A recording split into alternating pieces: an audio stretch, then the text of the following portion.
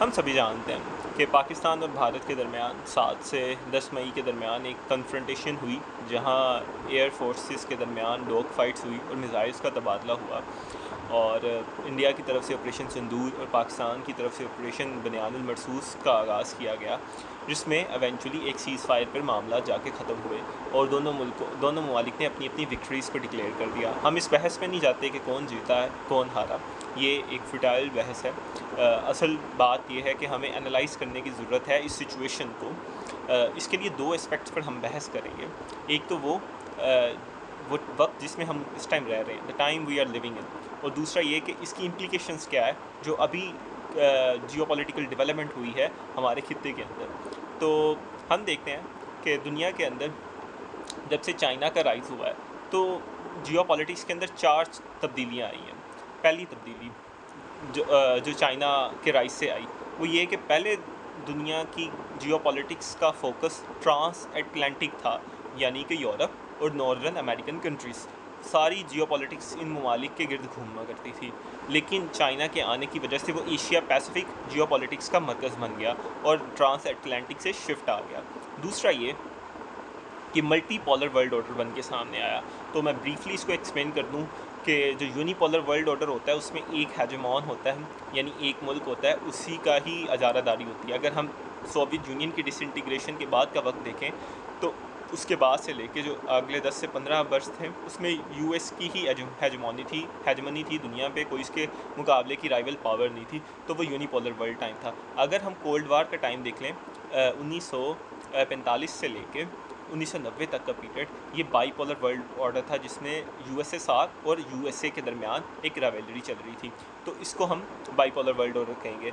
और multipolar world order में ये है कि कोई भी एक बड़ी मेजर पावर नहीं है, सारी पावर्स मतलब डिफरेंट रीजनल पावर्स हैं जो अपने हिसाब से जियोपॉलिटिक्स को शेप करती हैं।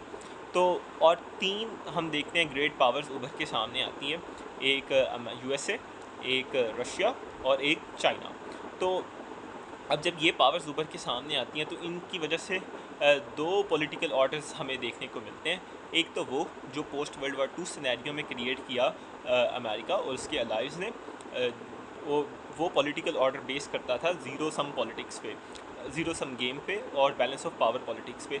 यानी कि मेरी तरक्की के लिए ज़रूरी है कि आप हार जाएं। अगर मुझे यहाँ पे तरक्की करनी है तो आपको हारना पड़ेगा, दूसरी कोई राय नहीं है, हम दोनों में से कोई एक रहेगा। एक तलवार में एक म्यान में 2 तलवारें नहीं रह सकती। तो ये पॉइंट था। और जो चाइनीज़ लेड मॉडल था उसमें वो कन्फ्यूशियस आइडियोलॉजी पे बेस करता है, जो कि को एग्जिस्टेंस का दर्स देता है, जो कन्फ्रंटेशन को डिस्करेज करता है। उस पॉलिटिकल सिस्टम का जो हाल मार्क था वो ये है कि जिस तरह एक बॉडी है उसके सारे जो बॉडी पार्ट्स हैं वो आपस में कनेक्टेड हैं, और सारी बॉडी की ऑप्टिमम फंक्शन के लिए ज़रूरी है कि इनमें एक कोऑर्डिनेशन हो, यानी जिस्म में जो बाजू है, हाथ है, पैर हैं, ये आपस में सिनर्जाइज वे में कनेक्टेड हो। तो ये सिस्टम है। तो हम देखते हैं कि जो भारत है वो किस पॉलिटिकल सिस्टम में फॉल किया और उससे अपनी फॉरेन पॉलिसी को किसके साथ अलाइन किया, जिसकी वजह से उसे यहाँ पर उसकी फॉरेन पॉलिसी फेलियर सामने आई। भारत की जो फॉरेन पॉलिसी है वो 3 प्रिंसिपल्स पे, 3 उसके डिटर्मिनेंट्स हैं। एक उसकी तारीख, हिस्ट्री, एक उसकी जियोग्राफी और एक उसकी नेशनल पावर। और नेशनल पावर आगे नीचे सब कैटेगराइज्ड अगर उसको किया जाए तो वो 3 चीज़ें हैं। एक तो ये कि इकॉनमी, दूसरी मिलिट्री और तीसरी टेक्नोलॉजी। टेक्नोलॉजी पहली दो के साथ इंटरकनेक्टेड है। जितना कोई मुल्क टेक्नोलॉजिकली एडवांस्ड होगा उतना वो मिलिटरीली और इकोनॉमिकली एडवांस्ड होगा। तो ये इसी फ्रेमवर्क को हम सामने लेके चलते हैं। अब हम देखते हैं कि जब चाइना अपना राइज करना शुरू करता है तो वो अफ्रीका जैसे ममालिक के अंदर डोमिनेंट होना शुरू करता है, वहाँ डेवलपमेंट करता है, BRI जैसे प्रोजेक्ट करता है, उसमें दुनिया के कोई 80% के करीब ममालिक हैं जो उसका पार्ट है। तो वो इस तरह डेवलपमेंट के थ्रू मुल्कों को आपस में इकनॉमिकली इंटीग्रेट करने की कोशिश करता है, और उनकी जो इंटरनल पॉलिटिक्स है उसमें इंटरफेयर नहीं करता, जिस तरह USA ने किया कोल्ड वार के टाइम में, और अभी तक वो मुल्कों की इंटरनल पॉलिटिक्स को शेप करता चला जा रहा है। तो अमेरिका ने चाइना को रीजनल हेजमॉन के तौर पे पेश किया और असर्ट किया कि चाइना को अगर काउंटर करना है तो हमें इंडिया को एक बलवाक के तौर पर पेश असर्ट करना पड़ेगा साउथ एशिया के अंदर। और इंडिया की जो फॉरेन पॉलिसी थी वो बजाय के को एग्जिस्टेंस पे बेस करती, वो ज़ीरो सम गेम पे चलेगी, बैलेंस ऑफ पावर पॉलिटिक्स पे। वो ये थी कि अगर इंडिया को खित्ते के अंदर एक बड़ी ताकत बनना है तो ज़रूरी है कि उसके मद्दे मुकाबले जितनी ताकतें हैं उनको डिस्करेज किया जाए, उनको कट टू साइज़ किया जाए। तो वो बड़ी ताकतें चाइना है, पाकिस्तान है और बाकी उसके ममालिक है। तो इसी वजह से भारत ने अपने बाकी जो रीजनल नेबरिंग कंट्रीज़ हैं उनके साथ ताल्लुकात ख़राब कर लिए। तो उन ताल्लुकात में अगर हम देखें कि चाइना ने बड़ी दफ़ा भारत को ये ऑफ़र की कि आप हमारे साथ कोऑपरेट करें, जिस तरह हमने आसियान कंट्रीज़ को डेवलप किया है और वहाँ एक हम इकोनॉमिक कोऑपरेशन कर रहे हैं, इसी तरह हम साउथ एशिया में भी करते हैं और साउथ एशियन कंट्रीज़ को आपस में डेवलप करते हैं। लेकिन भारत ने उस चीज़ को टर्न डाउन कर दिया और उस चीज़ का पार्ट नहीं बना। और सार्क को भी भारत ने कट टू साइज़ किया और उसको भी डिसफंक्शनल करने में भारत का क्लीदी किरदार रहा है। तो भारत ने जो रीजन नेबरिंग कंट्रीज़ हैं वहाँ अपने आप को आइसोलेट किया। उसने नेपाल के साथ ख़राब किए ताल्लुकात, भूटान के साथ, मालदीव, श्रीलंका, पाकिस्तान, बांग्लादेश, सारे मुल्कों का उसको लेके एक हॉस्टाइल और एडवर्स एटीट्यूड डेवलप हो गया उन ममालिक के अंदर। और भारत अब अपने आप को अलाइन करता है वो जो 20% ग्लोबल नॉर्थ ममालिक हैं उन्हीं के साथ। तो यहाँ पर हम देखते हैं कि भारत चूँकि अगर हम देखें नॉमिनल जीडीपी टर्म में तो उसकी जीडीपी है $3.9 ट्रिलियन। तो लेकिन मसला ये है कि वो उसकी जो पर कैपिटा इनकम है वो तो अफ्रीकन कंट्रीज़ के हिसाब से, अगर उसकी टॉप एलीट की इनकम को माइनस कर दिया जाए तो भारत का जो पर कैपिटा जीडीपी है उसको माइनस करके वो कोई $1100 के करीब बनता है, जो कि अफ्रीकन ममालिक के बराबर का है, जो कि भारत के जो कि उसको डेवलप्ड कंट्रीज़ की सब में नहीं खड़ा करता। अगर हम चाइना को देखें तो उसकी जो जीडीपी है वो कोई $19 ट्रिलियन है, यूएस की कोई $25 ट्रिलियन के करीब है। और यूएस का पर कैपिटा जीडीपी यानी एक शख्स की जो सालाना आमदन है वो $70,000 के करीब है और चाइना में वो कोई 12 या $15,000 के करीब है।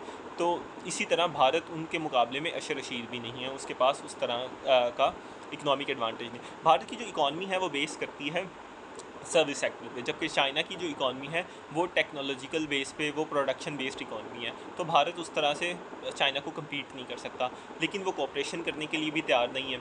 तो उसकी वजह से भारत को मल्टीपल जगह पे नुकसान उठाना पड़ा। अगर हम देखें इसकी इम्प्लीकेशंस, यानी कि जो अभी ऑपरेशन सिंदूर और ऑपरेशन बनियानुल मरसूस हुआ दोनों ममालिक में, इसकी फ़्यूचर में क्या इम्प्लीकेशंस होंगी। तो सबसे पहले तो हम देखें कि एक तो इसमें डिसप्रपोर्शनेट रिस्पांस आया भारत की तरफ से, कि भारत ने सबसे पहले ये चीज़ की कि कुछ टेररिस्ट आउटफिट ने अटैक किया पहलगाम में, जो कि कंडेमनेबल है, कोई भी सिविलियन एट्रॉसिटीज़ के हक़ में नहीं है कोई भी सेन माइंड।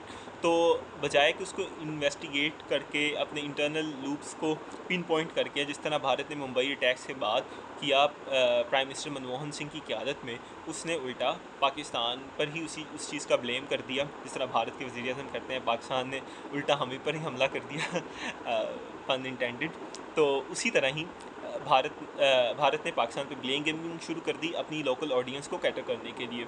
और ये जानते हुए कि दोनों मुल्क न्यूक्लियर पावर्स हैं और वो न्यूक्लियर थ्रेशोल्ड को क्रॉस कर देंगी, भारत ने एयर स्ट्राइक्स की पाकिस्तान में, और मजबूरन पाकिस्तान को उसके जवाब में करना पड़ा, क्योंकि पाकिस्तान की टेरिटोरियल सॉवरेनिटी ब्रीच हुई थी।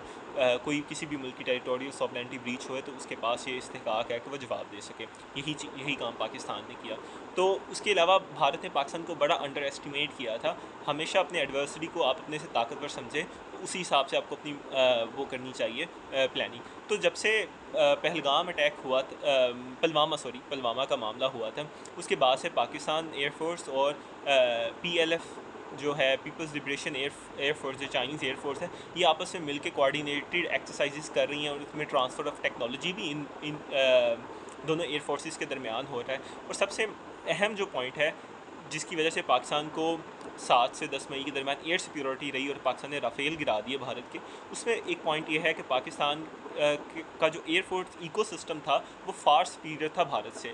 अब ये होता है कि अगर एक जहाज़ है, वो एयरक्राफ्ट सिर्फ ज़रूरी नहीं होता, एयरक्राफ्ट सैटेलाइट्स के साथ कनेक्टेड होते हैं और आपस में उनका एक कनेक्शन का सिस्टम होता है, नीचे वो मिसाइल सिस्टम्स के साथ कनेक्टेड होते हैं, ये एक पूरा इकोसिस्टम होता है। तो पाकिस्तान के पास जो टेक्नोलॉजिकल इक्विपमेंट था वो 80% के करीब चाइनीज़ था, तो इस वजह से उसको आपस में इंटीग्रेट करना कदरे आसान था, जबकि भारत के पास जहाज़ फ्रांस के हैं और उसके पास मिज़ाइल सिस्टम रशियन है।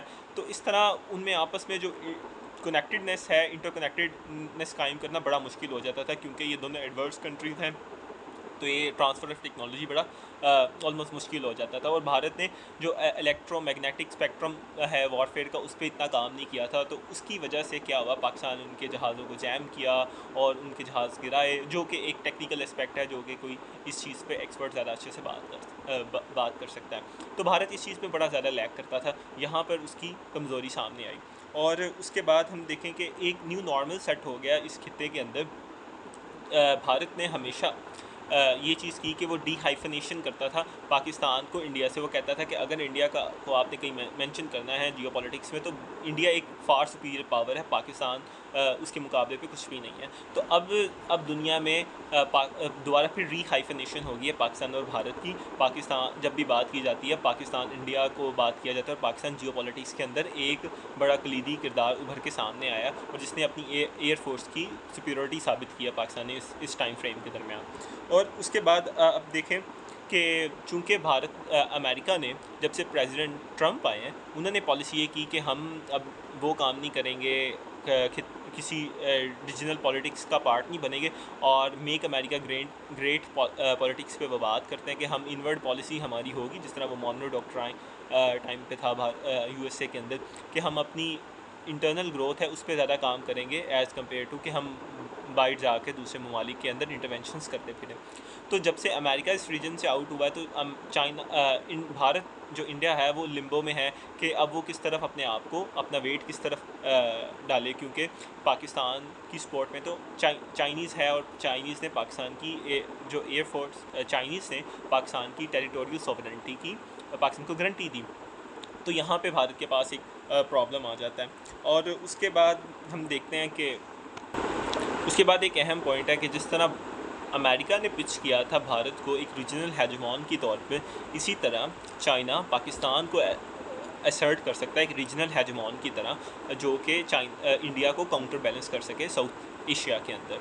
और तीसरी चीज़ ये कि पाकिस्तान के डिफेंस मिनिस्टर के अकॉर्डिंग पाकिस्तान ने शिमला जो एग्रीमेंट है उसको सस्पेंड कर दिया।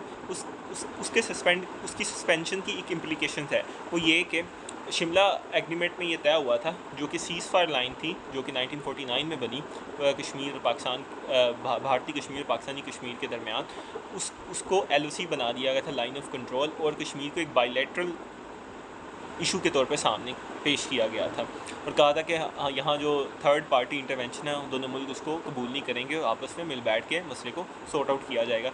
लेकिन चूँकि पाकिस्तान शिमला एग्रीमेंट से निकल गया, तो वो दोबारा फिर से LOC सीज़ फायर लाइन बन गई है। तो ऐसे में ये होगा कि अगर पाकिस्तान और भारत की फ्यूचर कन्फ्रंटेशन होती है, तो उसमें पाकिस्तान सीज़ फायर लाइन को क्रॉस भी कर सकता है, और उसमें कुछ एरिया को अनेक्स भी कर सकता है, क्योंकि अब वो इंटरनेशनल बॉर्डर जैसी सैंक्टिटी अपनी खो चुकी है।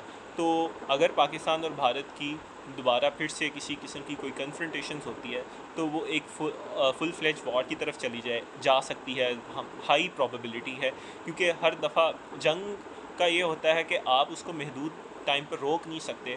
जिस तरह वर्ल्ड वार 1 जब शुरू होती है, तो उस टाइम पे दुनिया के जो लीडर्स हैं वो अपनी अफवाज को कहते हैं कि बस ये समर तक जंग ख़त्म हो जाएगी, उसके बाद आप लोग अपने घर जाना, हनीमून मनाना, अपनी गर्लफ्रेंड्स के साथ फिरना, आप लोग आज़ाद होंगे। लेकिन वो जंग आप देखते हैं कि वो ट्रेंचेस में बदल जाती है, और वो अगले 4-5 साल रहती है, उसमें करोड़ों लोग मारे जाते हैं। तो इस वजह से जो एस्केलेशन लैडर है वो चढ़ता जाएगा, और किसी मुल्क के पास शायद वापस जाने का चांस नहीं बनेगा। तो इसलिए ज़रूरी है कि इस खित्ते के अंदर पीस की बात की जाए, और दोनों मुल्क आपस में कोलैबोरेट करें, ट्रेड पे, इकोनॉमिक ट्रेड पे बात करें।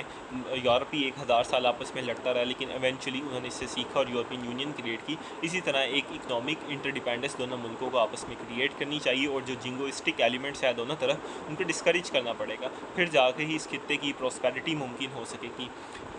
वो साहिर लुधियानवी का शेर है कुछ इस तरह कि ऐ शरीफ इंसानों, जंग टलती ही रहे तो बेहतर है, आप और हमारे आंगन में शम्मा जलती रहे तो बेहतर है। शुक्रिया।